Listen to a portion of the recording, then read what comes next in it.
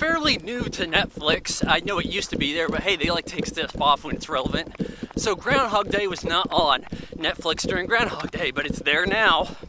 So I caught Groundhog Day.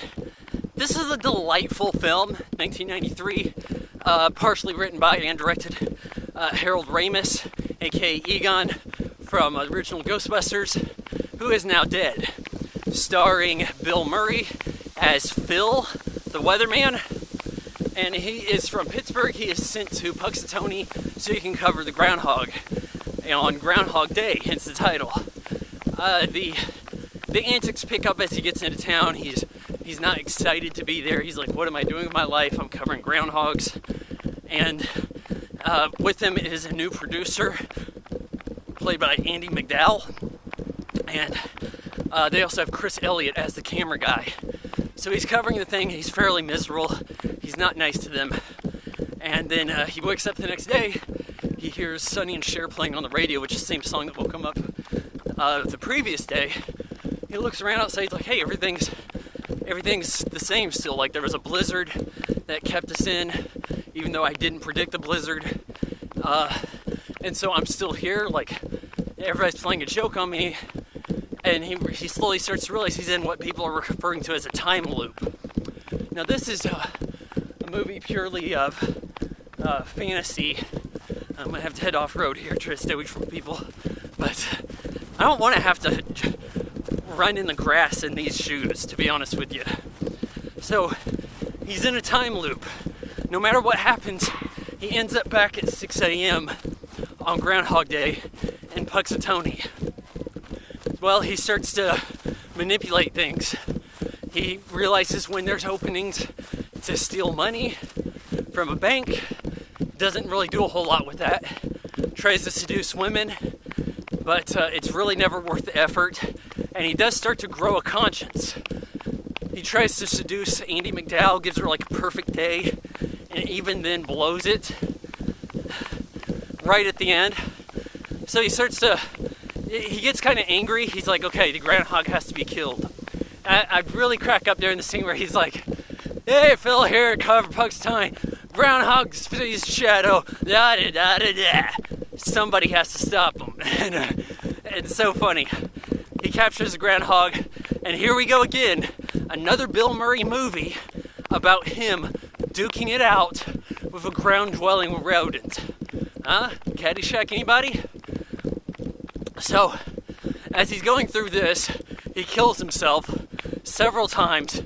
Always Sonny and Cher at the morning at 6 a.m. Always waking him up. He starts to make himself better. Practices and learns piano, ice sculpture, does good deeds around town, doesn't let anybody die on his watch. And eventually he actually wins over Andie MacDowell for being a charming, nice guy. And Bill Murray was always hideous looking. He's been clinging to the same barely there hair for over 30 years, I kid you not.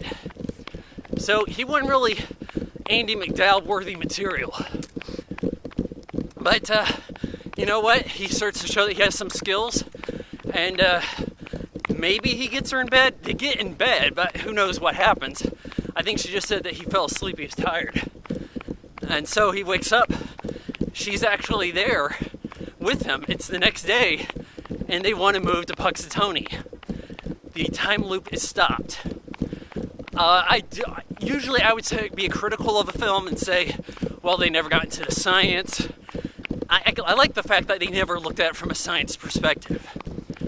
It was always about what was at his disposal, what is he directly doing wrong.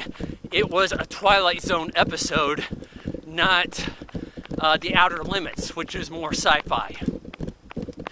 And I thought that this is quite charming. This is, you might be able to call this a rom-com with an unlikely lead. In 1993, Tom Hanks won the Oscar for Philadelphia playing the gay lawyer dying of AIDS. Oscar bait role, right? Well, I gotta tell you, Bill Murray was amazing in this movie. And I honestly think only one other actor could have pulled this off, and that is Tom Hanks. A lot of this feels like a Tom Hanks movie.